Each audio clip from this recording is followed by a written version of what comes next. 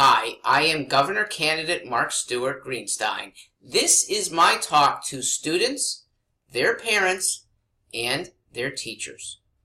I am an educator myself. Private education has been my realm for the last almost 20 years.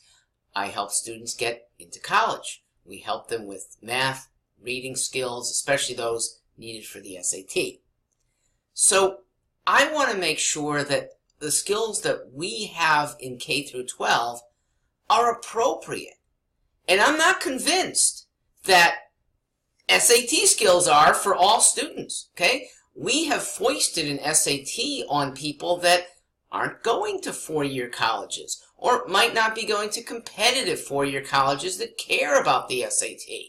The students who are should be digging in a bigger way than we're encouraging right now. Diana Wenzel's office and the education part of the General Assembly have put a statewide SAT in front of students. It's school day based. It happens every spring. And everyone has to take it. And teachers have to coach to it for at least some parts of the school year.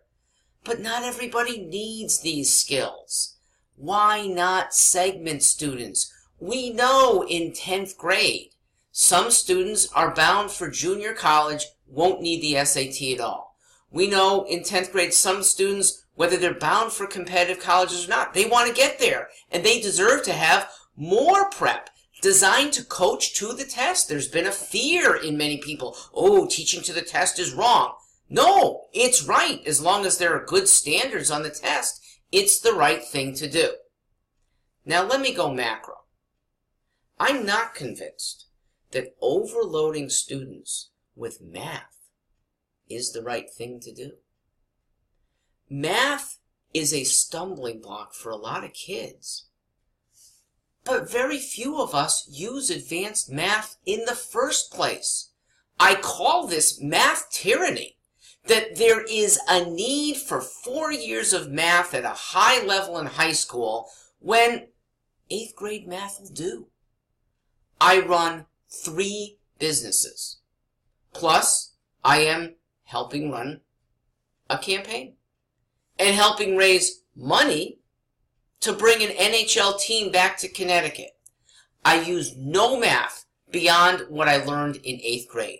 There's no need for advanced algebra. There's no need for trigonometry in any of the work that I do. And that's true of 98% of adults. The 2% who want to go on to work deep in engineering, work with mathematics for architecture, rocket science, good for you. And we should be propelling you even better. But we are holding back kids for whom math is tough, math is frustrating, and advanced math is not necessary. Please, Commissioner Wenzel, please, Andy, the education head in the legislature, you guys got to rethink this, okay? You got kids in school, Andy, yourself, who have to deal with high-level math that might not be necessary. Look, in contrast, you could do arts in a big way. You could do computer science in a much more in-depth way.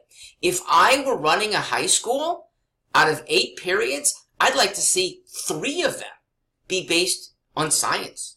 All right, I'll go further. I'd like to see at least 2 modules a week devoted to something called home economics. Now, that's not the sewing and stitching economics anymore. It's the economics of using credit cards, the economics of payment plans, the economics of putting yourself online into a monthly deduction system, onto things that balloon if you ever get a mortgage. Those are things that can put somebody into bankruptcy as a young adult. It's some things that actually hurt parents because as a teenager, parents can be liable for the stuff that you sign off on with their credit card. We should be teaching those things in school. I like civics. I wish more of it would return to school. And included in civics, CPR. How to resuscitate a fellow classmate. Included in civics may be nutrition. And that borders on science too.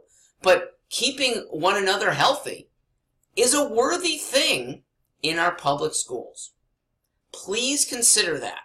Students, teachers, parents, I am your ally. And for the next 4 years, I hope you will consider that Connecticut is going to be a better place, especially within the public and private schools.